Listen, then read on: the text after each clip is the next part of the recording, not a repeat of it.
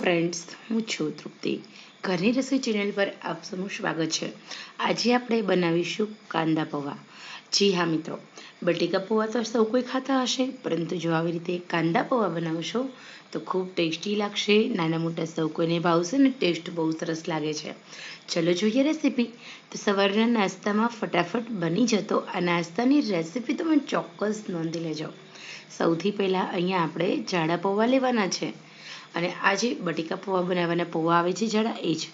હવે આપણે સારી રીતે પૌવાને ધોઈ લેવાના છે. અહીંયા મેં એકદમ સરસ રીતે પૌવાને ધોઈ લીધા છે. હું 2 થી 3 પાણીએ પૌવાને ધોઉં છું, જેના કારણે એનો જે ગંદો કચરો હોય એ બધું બહાર નીકળી જશે અને એની ડસ્ટ નીકળી જાય છે. હવે અહીંયા આપણે પૌવાને કોરા કરી લેવાના છે અને માત્ર ને માત્ર 2 જ મિનિટ માટે આમ રાખી દેવાના છે. તો અહીંયા મેં પૂર્વ તૈયારી રૂપે મરચાં, ડુંગળી અને ટામેટાને સમારી લીધા છે. કઢાઈ લીધી છે. કઢાઈ છે એની અંદર આપણે તેલને ગરમ કરવા મૂકવાનું છે. અહીંયા કઢાઈની અંદર થોડું પાણી છે, એ બળે એટલે આપણે એમાં તેલ એડ કરીશું. તો તેલ પણ એકદમ ઓછું એડ કરું છું, માત્ર ને માત્ર 2 ચમચીથી પણ ઓછું. કદાચ આ પૌવા હોય ને એની અંદર ડુંગળી છે ને ટામેટાં છે તો આપણે થોડું વધારે તેલ એડ કરીશું, પરંતુ તેલ બહુ ઓછું જ હોય છે.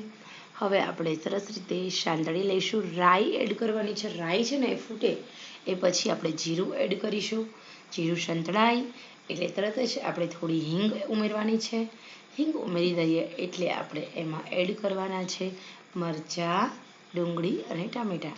તો અહીંયા મરચાં ઉમેર્યા છે. મરચાં થોડા સંતળાય એટલે આપણે મરચાંને સાંતળી લીધા બાદ હવે આપણે એમાં ઓનિયન ઉમેરવાની છે. ઓનિયન ઉમેર્યા પછી આપણે ઓનિયનને પણ સાંતળી લેવાની છે, બહુ વધારે નહીં, એકદમ અધકચરી. ઓકે, તરત ટામેટાં એડ કરીશું.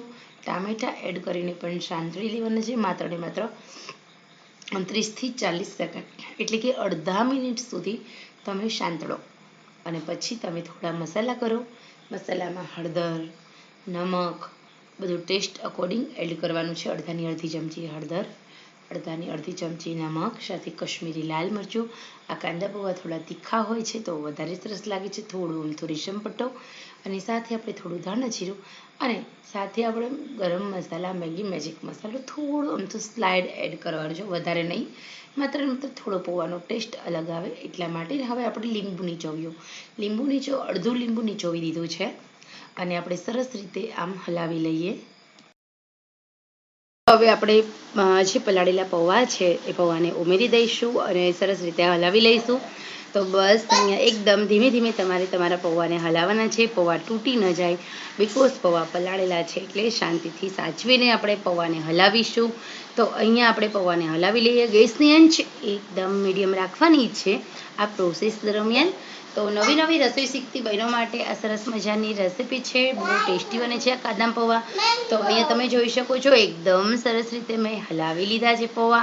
અહીંયા આપણા પૌવા બનીને એકદમ રેડી છે. તો હું થોડા ઝીણા નાના સમારેલા કાંદા અને ટામેટા વડે ડેકોરેટ કરું છું. કોથમીર મારી પાસે અત્યારે હાલ અવેલેબલ નથી, તમે કોથમીર વડે પણ ડેકોરેશન કરી શકો છો.